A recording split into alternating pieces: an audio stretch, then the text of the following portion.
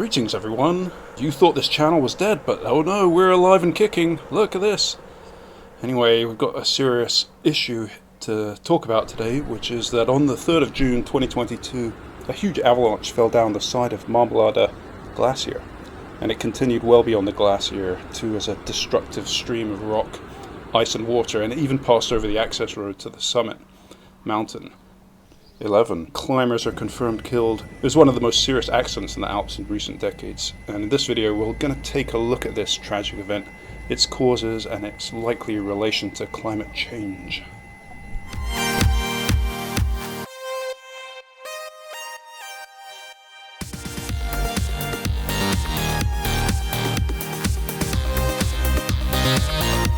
So what is this Marmolada Glacier business?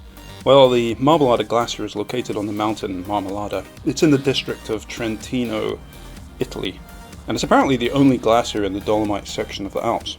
It clings to the northern side of the mountain because that's the side that gets more shade from the southern sun.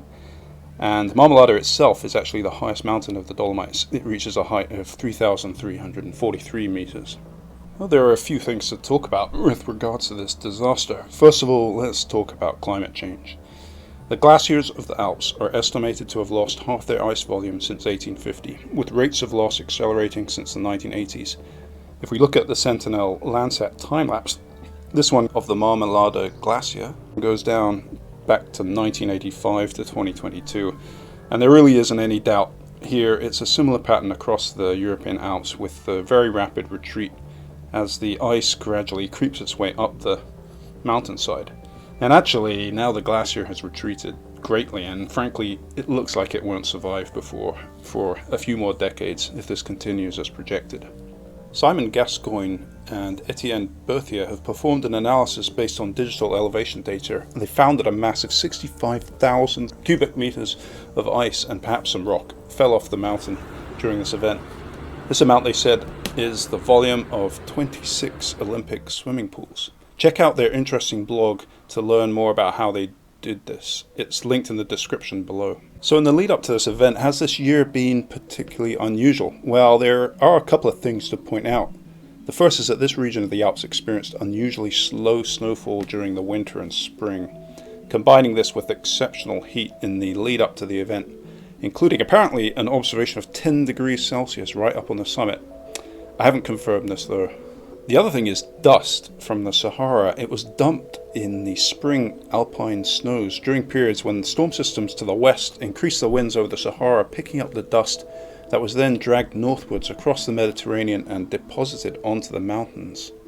This dust turns the snow slightly orange, which is darker than white, and darker colors absorb more radiation from the sun, which can in turn lead to greater melting of the snow. In any case, the result has been a quicker snowline retreat. Again, this comparison was made by Simon Gascoin, and it compares a number of years showing the snow cover around the end of June or beginning of July. Check out 2022. It appears to have less snow than the other years, but there is some cloud in the way of the imagery. However, if you look at the rock in the middle, it really does look like significantly less than the other years. Given the lack of snow cover and the heat during the event and in the build up to the event, in this rapidly melting environment, water lubrication at the base and increased pressure in water-filled crevasses are possibly the main causes for this disastrous collapse. Bottom detachment was confirmed during a flyover, meaning that the entire thickness of the glacial ice detached from the mountain, leaving the bare underlying rock exposed, as you can see in this imagery.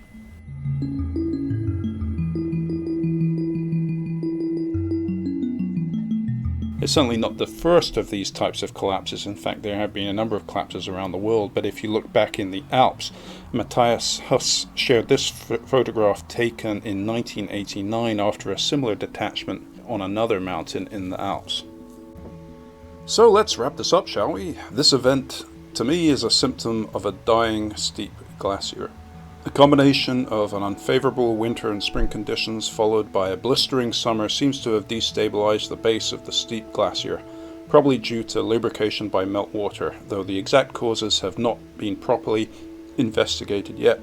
We've seen that the glacier has retreated a great amount in the last 37 years and was certainly much larger in the decades before that.